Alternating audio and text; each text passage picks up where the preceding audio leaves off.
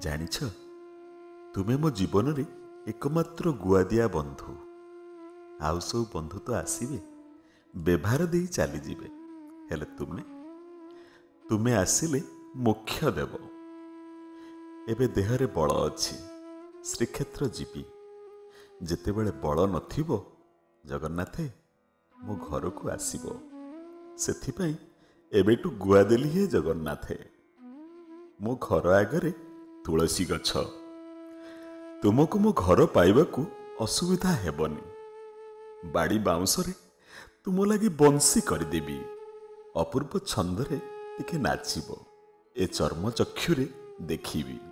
ଗୁଆ ଦେଲି ହେ ଜଗନ୍ନାଥେ।